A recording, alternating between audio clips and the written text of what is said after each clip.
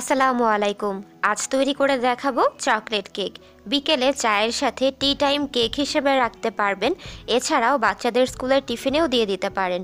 আর আজকের এই কেকটি আমি ওভেনে বেক করেছি, তবে আপনারা চাইলে চুলাতেও তৈরি করতে পারবেন।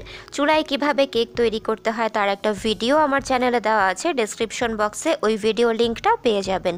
আমার এরকম নিত্য নতুন রেসিপির আপডেট পেতে যারা এখনও আমার চ্যানেলটি সাবস্ক্রাইব করেননি তারা প্লিজ সাবস্ক্রাইব করে পাশে থাকা বেল বাটনটি ক্লিক করে রাখবেন। এতে করে আমি যখনই নতুন কোনো রেসিপি আপলোড করব আপনারা সাথে সাথেই নোটিফিকেশন পেয়ে যাবেন।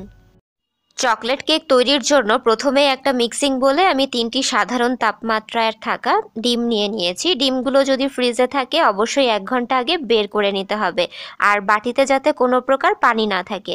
এখন একটা ইলেকট্রিক বিটারের সাহায্যে লো স্পিডে আমি 30 সেকেন্ডের জন্য একটু বিট করে নিচ্ছি।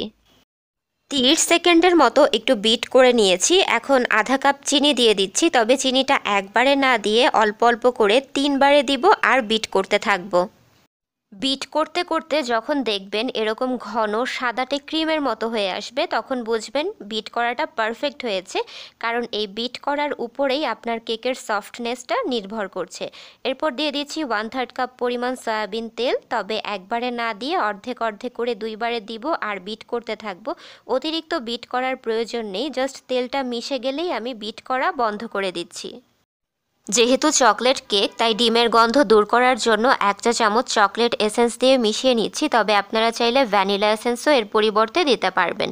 মেশানো হয়ে গেলে একটা চালনির সাহায্যে আধা কাপ ময়দা, 1/4 কাপ কোকো পাউডার, আধা চা চামচ বেকিং পাউডার এবং 1/4 চা চামচ বা 1 চিমটি লবণ দিয়ে শুকনো উপকরণগুলোকে একসাথে ভালো করে চেলে নিচ্ছি। চেলে নেওয়া হয়ে গেলে একটা স্প্যাচুলার সাহায্যে আস্তে আস্তে করে মিশিয়ে নিতে হবে। অনেকের অভিযোগ থাকে কেকটা ফুলে ঠিকই কিন্তু পরবর্তীতে চুপসে যায়। আসলে মিক্সিংটা করতে হয় অনেক হালকা হাতে। আপনি যদি জোরে জোরে মিক্স করেন তাহলে কিন্তু কেকটা চুপসে যাওয়ার সম্ভাবনা থাকে, আর ওভার মিক্সিং করা যাবে না। অর্থাৎ দেখুন আমি মিক্স করার পর দেখলাম কোনো শুকনো ময়দা দেখা যাচ্ছে না, তার মানে আমার মিক্সিং হয়ে গেছে। এর চেয়ে বেশি অতিরিক্ত আমি আর মিক্স করব না, তাহলে কিন্তু কেকটা আবার শক্ত হয়ে যাবে।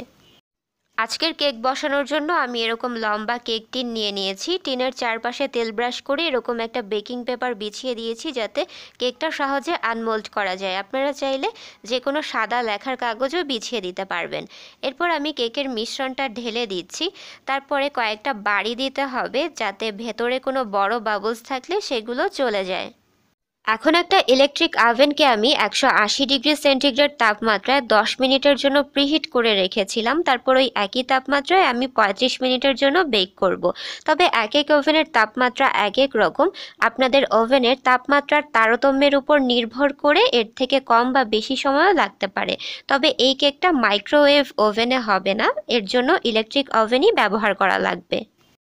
35 মিনিট পর আমি কেকটা ওভেন থেকে বের করে পুরোপুরি ঠান্ডা করে নিয়েছি। এখন কেকটা আনমোল্ড করার পালা। বেকিং পেপার থাকার কারণে খুব সহজেই আমি আনমোল্ড করে নিচ্ছি। এখন কেকের চারপাশ থেকে বেকিং পেপারটা সরিয়ে নিচ্ছি।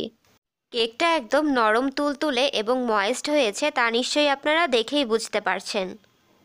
তো দর্শক, তৈরি হয়ে গেল দারুণ মজাদার চকলেট কেক। ছোট থেকে বড় সবাই ভীষণই পছন্দ করে এই চকলেট কেক। আশা করছি আপনারা এখন থেকে বাসাতেই তৈরি করে দিতে পারবেন। আর যাদের কাছে ইলেকট্রিক বিটার নেই তারা চাইলে সাধারণ হ্যান্ড বিটার দিয়ে অথবা কাঁটা চামচ দিয়েও বিট করতে পারবেন, তবে এক্ষেত্রে সময়টা একটু বেশি লাগবে। আজকের রেসিপি নিয়ে কোনো প্রশ্ন থাকলে আমাকে কমেন্ট করে জানিয়ে দিতে পারেন। আজকের মতো বিদায় নিচ্ছি। আল্লাহ হাফেজ।